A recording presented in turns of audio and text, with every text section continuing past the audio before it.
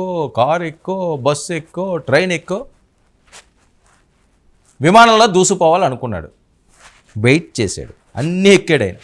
Cycle దగ్గర నుంచి, cycle means ఏంటంటే నడకదారి మొదలుపెట్టి చిన్నగా అలా ఎదుగుతా ఆ స్థాయికి వెళ్ళాడని చెప్పడం నా ఉద్దేశం. సైకిల్ అంటే తెలుగుదేశం పార్టీ సైకిల్ అనుకుంటారు, మళ్ళీ ఆ సైకిల్ కాదు.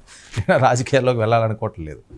సో ఈ పరిస్థితుల్లో పవన్ కళ్యాణ్ గారు ఓడిపోయినా నిలబడిన పరిస్థితి.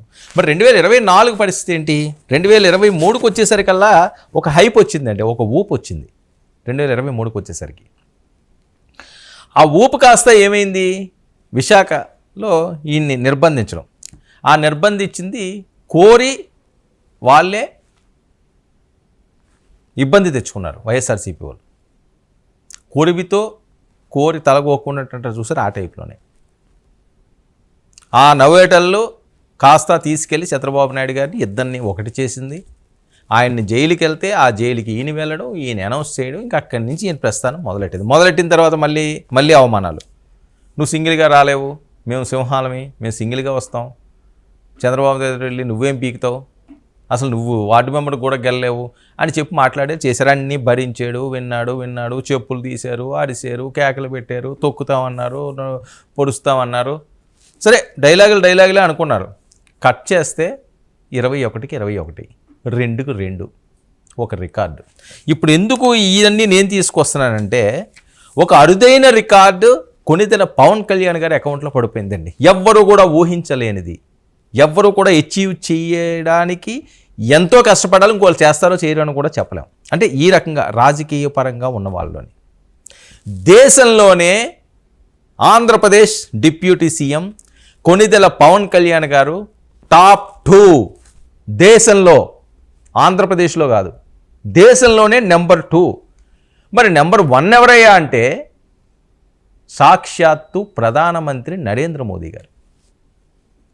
ఆ జోడి చూడండి. అంటే ఈయన నా వెనకాతలే ఉంటాడు ఈయన తమ్ముడు, అందుకనే ఈయన ఎంకరేజ్ చేస్తున్నాడేమో అనిపిస్తున్నది. అంటే ఒక రాజకీయ నాయకుడికి ఇంత విజనరీ ఉంటుందా, ఇంత దూరదృష్టి ఉంటుందా అనడానికి ప్రత్యక్ష సాక్ష్యం అండి నరేంద్ర మోదీ గారు. దేశంలో చాలామంది నాయకులు ఉన్నారు, రాష్ట్రాల్లో ఎంతోమంది ముఖ్యమంత్రులు ఉన్నారు, కానీ ఎక్కడో 21 సీట్లలో గెలిచిన పవన్ కళ్యాణ్ అనే వ్యక్తిని ఆయన ఎందుకు అంత అభిమానిస్తున్నాడు, ఎందుకు అంత ప్రేమిస్తున్నాడు అంటే, ఆయనకి ఈయన ముందే కనిపించాడు, నా తర్వాత ప్లేస్లో మనోడే ఉంటాడని. మరి నెంబర్ 2 ఏంటి ఎక్స్లో? అసలు మారిమోగిపోతుంది. ఎలాంటి వాళ్ళు తొక్కుకుండి వెళ్ళాడంటే ఈయన పవన్ కళ్యాణ్ ఈ పేరులోనే ఓ వైబ్రేషన్. పాలిటిక్స్లో ప్రకంపనలు సృష్టిస్తున్న జనసేనాని. ఇప్పుడు పవన్ క్రేజ్ ఇండియా లెవెల్లో టాప్ 2. ప్రధాని మోదీ తర్వాత పవన్ కళ్యాణే. పవన్ దేశంలో నెంబర్ 2. ఇక ధోని, కోహ్లీని క్రాస్ చేసిన పవర్ స్టార్ అండి. ధోని, కోహ్లీ అంటే అసలు ఎంత క్రేజు ప్రపంచవ్యాప్తంగా. వాళ్ళని కూడా క్రాస్ చేసేసి ఎక్స్లో నెంబర్ 2కి వెళ్ళాడంటే మరి ఎవరన్నా సాధించగలరా ఇక్కడ రికార్డ్ని? ఎవరైనా అచీవ్ చేయగలరా? టాప్ 1లో ఇండియన్ మోస్ట్ పవర్ఫుల్ పర్సనాలిటీగా నిలిచిన మోదీ తర్వాత నెంబర్ 2గా నిలిచిన పవన్ కళ్యాణ్. ఎక్స్లో టాప్ 2గా నిలిచిన పవన్. ఎక్స్లో గత మార్చిలో టాప్ 10 ట్రెండ్స్ లిస్ట్ రిలీజ్ చేశారు. ఇక ఇండియా వైడ్గా అత్యధికంగా మాట్లాడుకుంటున్న టాప్ పొలిటీషియన్లో నిలిచిన పవన్ కళ్యాణ్. చాలా తక్కువ మందికి దొరికే అరుదైన గౌరవం ఇది. ఇక తెలుగు రాష్ట్రాల్లోనే కాదు, ఇండియా వైడ్గా పవన్ మేనియా ఊహించిన విధంగా. ఇక నార్త్లో బీజేపీ తరపున ప్రచార సమయంలోనూ భారీ జనసందోహం. 2024లో 21 ఎమ్మెల్యే సీట్లను సాధించిన జనసేన, 100% స్ట్రైక్ రేట్ సాధించిన పవర్ స్టార్ పవన్ కళ్యాణ్. ఇక 2014 ఎన్నికల్లో పోటీ చేయని పవన్ కళ్యాణ్. ముందుగానే ఇవన్నీ కూడా నేను ప్రస్తావించాను. బయట నుంచి ఆయన సపోర్ట్ చేశాడు. 2019లో 2 చోట్ల పోటీ చేశాడు, ఓడిపోయాడు. 2024 తర్వాత ఎన్నికల తర్వాత అమాంతంగా పెరిగిన పవన్ క్రేజ్.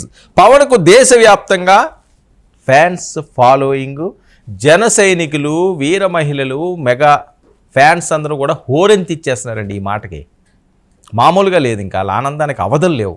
ఎందుకంటే 15 సంవత్సరాలు, 25 సంవత్సరాలు, 30 సంవత్సరాలు, 40 సంవత్సరాలు ఉన్న ఇండస్ట్రీలో ఉన్న వాళ్ళే అచీవ్ చేయలేనిది ఇది కేవలం 1 సంవత్సరంలో.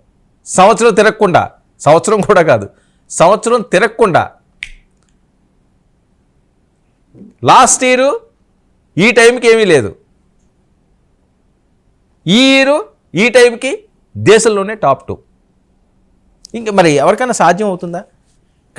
క్రికెటర్స్ని దాటకుండా ఎవరైనా వెళ్ళగలరా? ఎంతమంది ఉన్నారండి?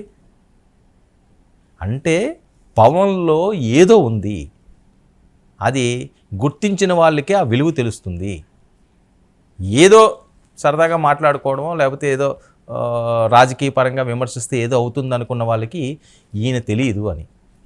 ఇది ఎవరో క్రియేట్ చేసింది కాదు కదా, ఏముందలే అనుకోవడానికి ఏం కాదు కదా, మనకి ఎప్పటికీ వచ్చే ఛాన్స్ లేదు కదా.